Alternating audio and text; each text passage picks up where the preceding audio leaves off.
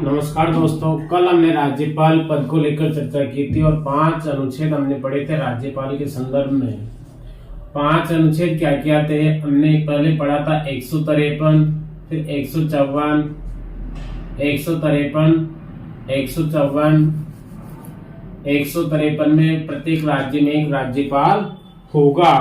प्रत्येक राज्य में एक राज्यपाल होगा। 153 में राज्यपाल के पद का प्रावधान था। 154 के अनुसार जो राज्यपाल की जो कार्यपालक शक्तियां हैं वो राज्यपाल में निहित होगी। और 155 में हमने राज्यपाल की नियुक्ति के संदर्भ में पढ़ा है। 155 में हमने राज्यपाल की नियुक्ति के संबंध में पढ़ा है। 156 हमने राज्यपाल के कार्यकाल के संदर्भ में पढ़ा है कि राज्यपाल का कार्यकाल राष्ट्रपति के प्रसाद पर्यंत होगा या अधिकतम 5 वर्ष की अवधि तक होगा। और 156 हमने पढ़ा है कार्यकाल के संदर्भ में। और 157 में हमने राज्यपाल की योग्यता ही पढ़ी है। अब आज हम इससे आगे देखिए अनुच्छेद 158 एक क्या कहता है। अनुच्छेद 158 के अनुसार हम देखेंगे अनुच्छेद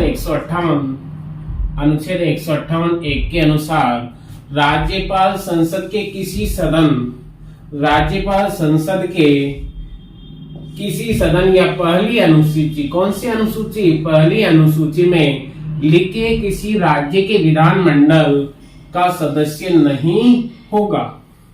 राज्यपाल संसद के किसी सदन या पहली अनुसूची में लिखे किसी राज्य के विधान, न तो वो संसद के किसी सदन का सदस्य होगा और न ही पहली अनुसूची में वर्णित किसी राज्य के विधानमंडल का सदस्य होगा। अर्थात दोनों का, संसद में न किसी सदन का सदस्य होगा और पहली अनुसूची में लिखे गए न किसी राज्य के राज्य विधानमंडल का सदस्य होगा। न तो संसद का और न तो वो संसद का सदस्य होगा और न ही वो विधानसभा का सदस्य होगा। अर्थात न तो वो एमपी होगा और न ही एमएलए होगा।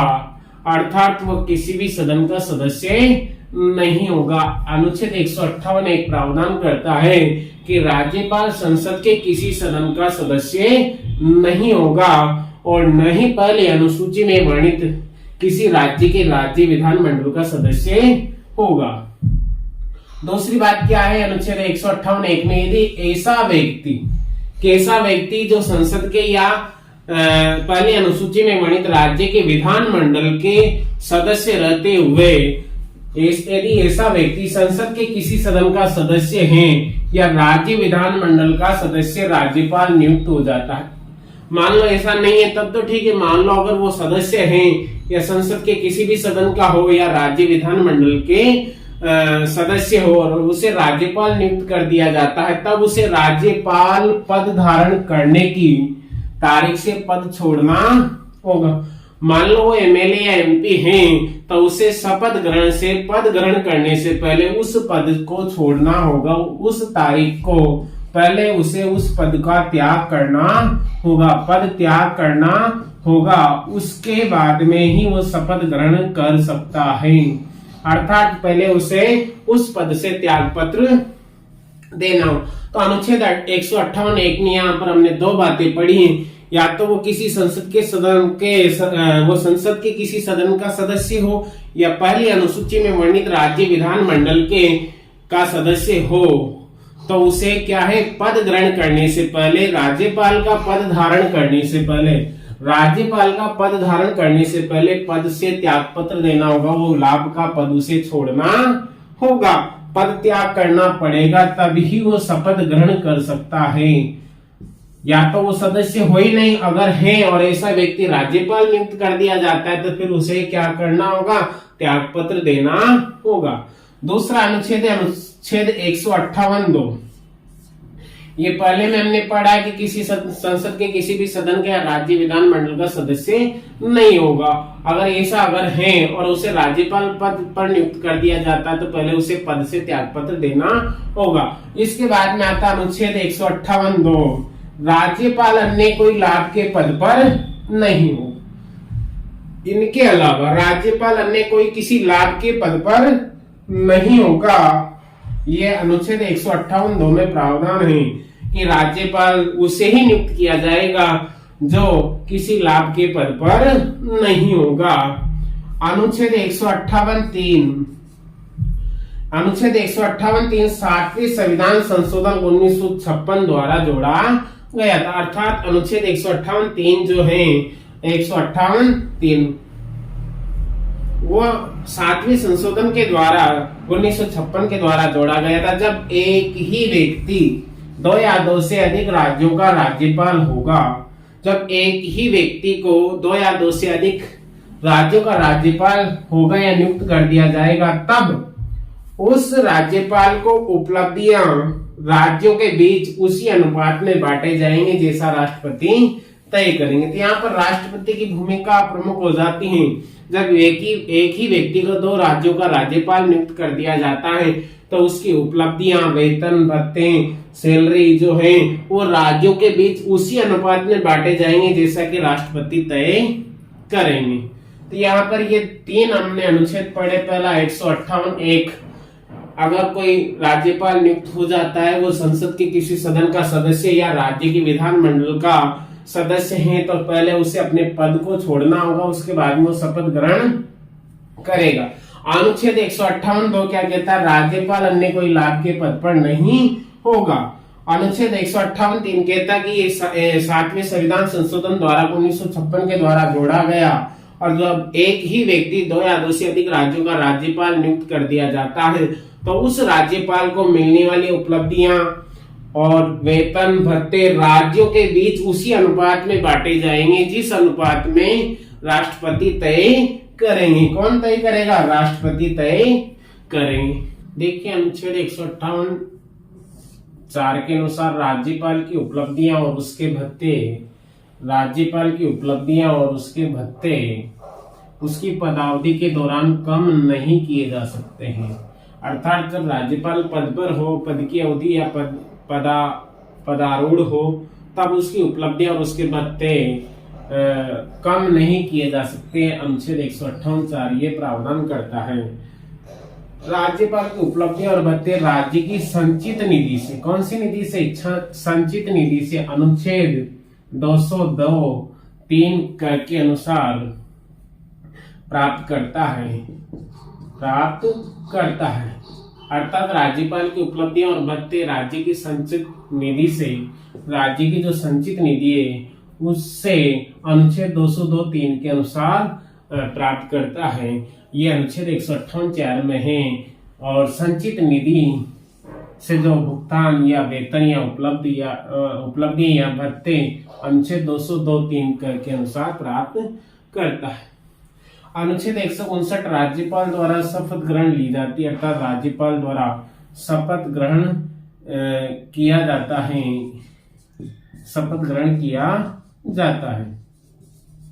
देखिए अपने पद ग्रहण करने से पहले, अपने पद अर्थात राज्यपाल को पद ग्रहण करने से पहले राज्य के उच्च न्यायालय के मुख्य न्यायाधीश, राज्य के उच्च न्यायालय हाई कोर्ट के मुख्य न्यायाधीश, मुख्य न्यायमूर्ति या फिर ज्येष्ठतम न्यायाधीश के सामने शपथ लेना होगा या हस्ताक्षर करेगा। अर्थात राज्यपाल को शपथ ग्रहण उच्च न्यायालय के मुख्य न्यायाधीश के द्वारा करवाया जाता है या उसकी अनुपस्थिति में जो ज्येष्ठतम है उस न्यायाधीश के द्वारा शपथ ग्रहण करवाया जाता है। यानी आकस्मिक परिस्थितियों में उस न्यायालय के मुख्य न्यायाधीश कहीं बाहर हैं, किसी कारणवश या कहीं घूमने गए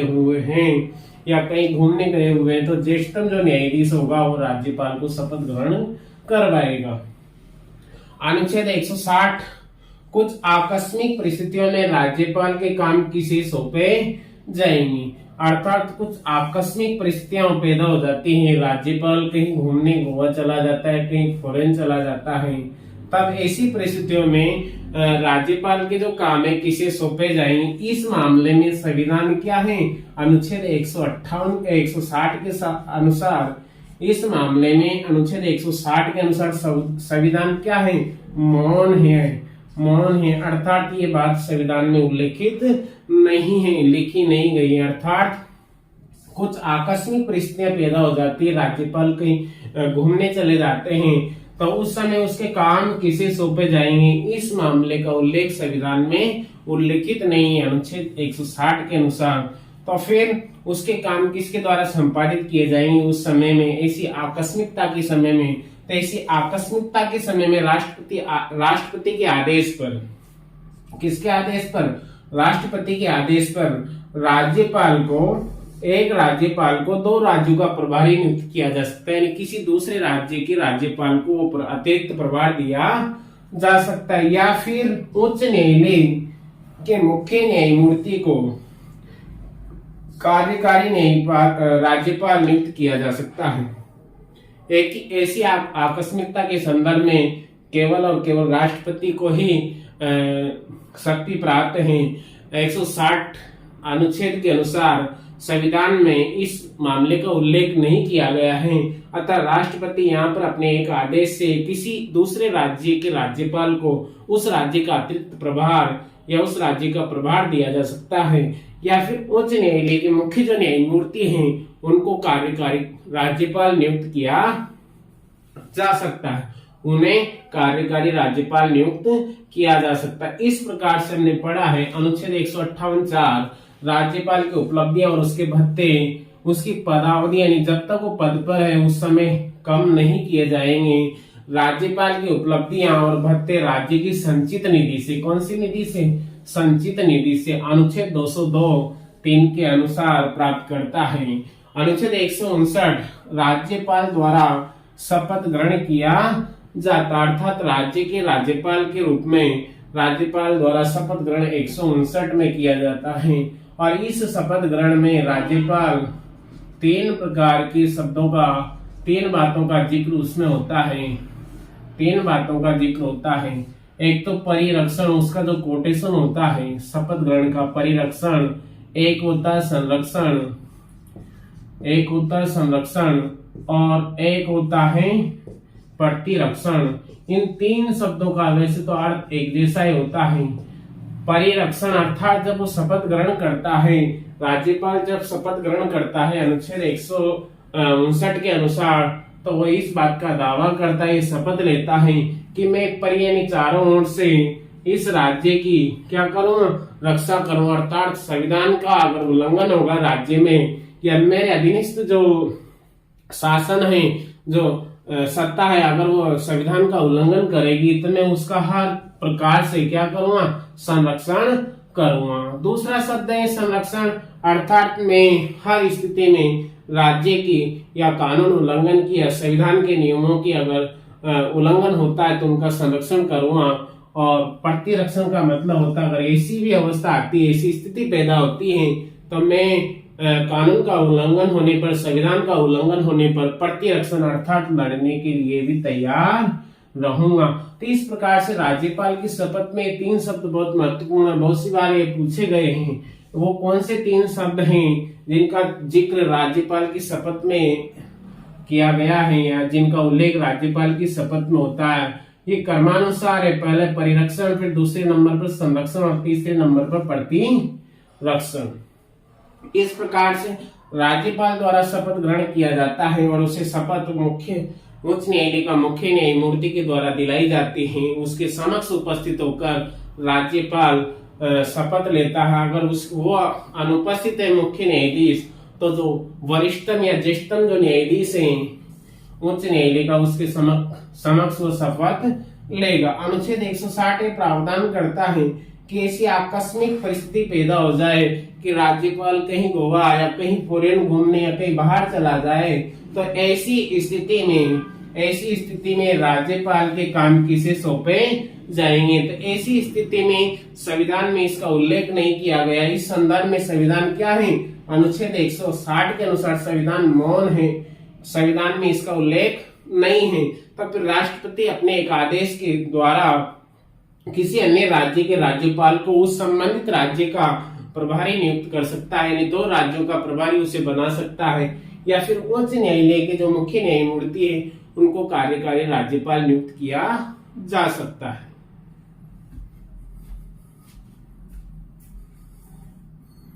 आज की क्लास के कुछ प्रश्न हैं। संविधान के किस अनुच्छेद में प्रत्येक राज्य हेतु संविधान के किस अनुच्छेद में प्रत्येक राज्य हेतु एक राज्यपाल होगा? यानी संविधान का कौन सा अनुच्छेद है जिसमें प्रत्येक राज्य हेतु एक राज्यपाल का पद का प्रावधान किया गया है?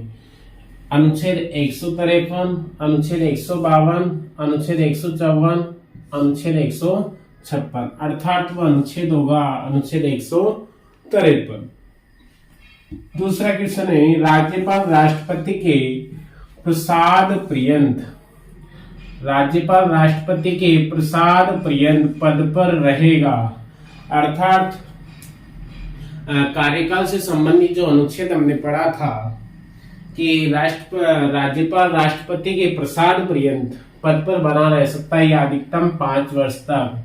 तो वो कौन सा अनुच्छेद होगा? अनुच्छेद 156, अनुच्छेद 156, देखिए अनुच्छेद 156, अनुच्छेद 157, अनुच्छेद 158। देखिए अनुच्छेद 156, अनुच्छेद 157, अनुच्छेद 158 या अनुच्छेद 156(1). देखो अनुच्छेद 156(1) के अंतर्गत राज्यपाल राष्ट्रपति के प्रसाद पर्यंत बना रह सकता है, यानी अनुच्छेद 156(1) के अंतर्गत। इसमें कार्यकाल है लेकिन राज्यपाल राष्ट्रपति के प्रसाद पर्यंत पद पर रहेगा, अनुच्छेद 156(1) के अनुसार। प्रश्न संख्या 3, राज्यपाल को दी गई उपलब्धियां, भत्तों एवं विशेषाधिकारों को कौन विधि बनाकर तय करता है? यानी कौन सी विधि बनाकर या कौन सा सदन बनाकर तय करता है? यानी राज्यपाल को दिए जाने वाली उपलब्धियां, भत्ते एवं विशेषाधिकार कौन सी विधि के द्वारा तय किए जाते हैं? राष्ट्रपति, मंत्रिपरिषद, संसद या राज्य विधानमंडल? तो इसमें हमारा जवाब होगा संसद। अर्थात राज्यपाल को दिए जाने वाली उपलब्धियां, भत्ते एवं विशेषाधिकार संसद बनाकर तय करती है। प्रश्न संख्या 4 है, राज्यपाल के लिए उपलब्धियां, भत्ते एवं विशेषाधिकार संविधान के किस अनुसूची के अनुरूप होंगे? कौन सी अनुसूची के अनुरूप होंगे?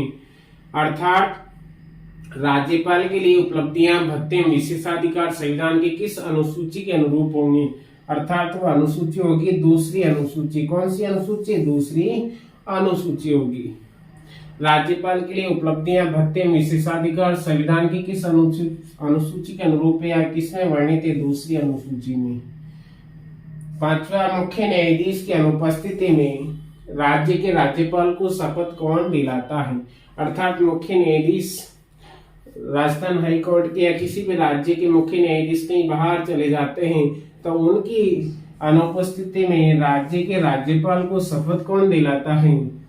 जिला न्यायाधीश, महाधिवक्ता, ज्येष्ठतम न्यायाधीश या संसदीय सचिव? इसमें हमारा उत्तर होगा ज्येष्ठतम न्यायाधीश। जो सबसे ज्येष्ठ न्यायाधीश होगा वो राज्यपाल को मुख्य न्यायाधीश या मुख्य न्यायमूर्ति की अनुपस्थिति में शपथ दिलाता है।